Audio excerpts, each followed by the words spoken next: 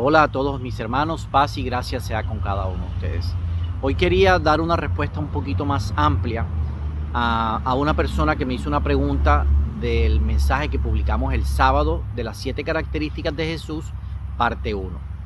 Para poder entender esto, vámonos al libro de Efesios, en el capítulo 2, versículo 8 y 9, dice que por medio de la gracia y de la fe en Jesucristo nosotros recibimos la salvación. Somos salvos por gracia por medio de la fe en Jesucristo.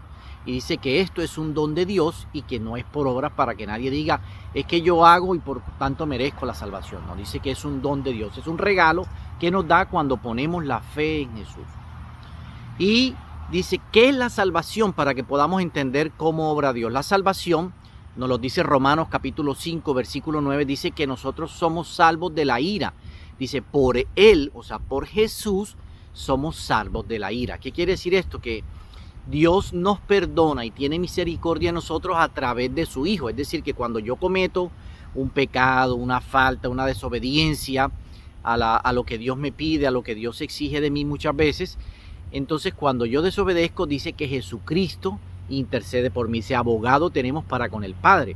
Y que el único que intercede por nosotros es Jesús, no hay otro intercesor, es Jesús. Entonces Jesús va al Padre y dice, mira, por favor, no le hagas nada, no derrames tu ira sobre mi hijo. Entonces esa es una de las funciones, una de las cosas por las cuales Jesús murió, para regalarnos la salvación de la ira de Dios. Entonces cuando yo me voy al Antiguo Testamento, en el Antiguo Testamento no existía Jesús. Es decir, no había nadie que intercediera delante de nosotros para que Dios no derramara su ira. Solamente unas cuantas personas en algunos momentos pudieron interceder delante de Dios para que Dios nos derramara su ira.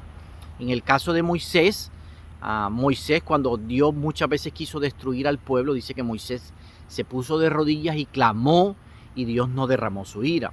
En el caso lo vemos de David cuando censó al pueblo, él se tuvo que poner de rodillas y clamar a Dios para que Dios perdonara. Cuando yo voy al libro de Jeremías, el libro de Lamentaciones del profeta Jeremías, el capítulo 2 y el capítulo 3, Jeremías está hablando de que el fuego de Dios ha descendido. Su ira, que representa el fuego, ha descendido. Pero no es un fuego físico que nos quema, es un fuego de la aflicción. Lo dice ahí Jeremías. Dios había entregado al pueblo de Israel en manos de sus enemigos y los estaban afligiendo. Entonces Jeremías en el libro de Lamentaciones escribe y dice que el fuego de la ira de Dios se está derramando sobre ellos y describe la aflicción que están viviendo. No se están quemando, es solamente la aflicción. Eso representa el fuego de la ira de Dios. Entonces en el Antiguo Testamento Dios derramaba su ira porque no había quien intercediera por nosotros para calmar la ira de Dios, para hacer que derramara en vez de su ira su misericordia. Y hubieron personas, como lo dije ahorita, como Moisés, como David, como algunos profetas, que tuvieron que interceder ante Dios para que Dios no derramara su ira en algunos momentos, es decir, libró al pueblo de la aflicción. Cuando entramos al Nuevo Testamento, dice la palabra que por la fe en Jesús nosotros somos salvos. Y Romano nos explica que esa salvación es de la ira de Dios. Es decir, ya ahora en el Nuevo Testamento Dios no derrama su ira sobre nosotros porque tenemos a alguien que constantemente está intercediendo delante de Dios por nosotros. Esa es uno de los regalos que Dios nos hace. Nos regaló a su Hijo para que Él interceda por nosotros delante del trono. Muchas veces, como lo dije en los videos de la semana pasada, muchas veces Dios sí se enoja con nosotros y derrama su ira. Es decir, Jesús nos quita como esa protección, ese círculo cuando caemos en murmuración, cuando lastimamos a nuestro prójimo. Le damos pie al enemigo para que vaya allá al trono delante de Dios y diga, mira lo que está haciendo, ¿cierto? Y entonces muchas veces llegan aflicciones sobre nuestra vida, como lo hablamos la semana pasada. Pero cuando nos arrepentimos de lo que estamos haciendo, entonces Jesús sí brinca enseguida y dice, no, fuera de aquí, Satanás, yo voy a interceder por mi hijo porque se está arrepintiendo. Miren la importancia de lo que hablaba Juan el Bautista, que a través del arrepentimiento nosotros podemos acceder a Jesús. Y eso es el regalo que Dios nos hace.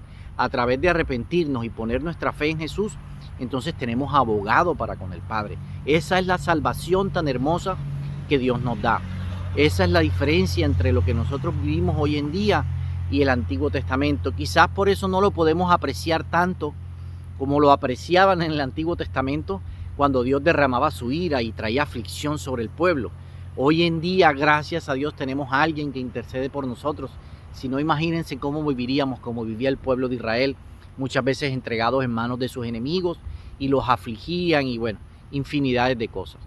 Entonces mi invitación hoy es a que entremos en conciencia que el único mediador que nosotros tenemos hoy en día es Jesús. No existe otro, ni siquiera nosotros los hombres, ni siquiera los sacerdotes, ni siquiera los pastores, nadie, ni los ministros, nadie, ni ninguna otra santidad en la que nosotros podamos poner nuestra fe va a interceder delante de nosotros en el trono de Dios. Solamente Jesús. Dice la palabra que el único mediador que existe entre Dios y los hombres se llama Jesús. Él es el único que aboga por nosotros delante del Padre para que nos perdone nuestras faltas y no derrame su ira sobre nosotros.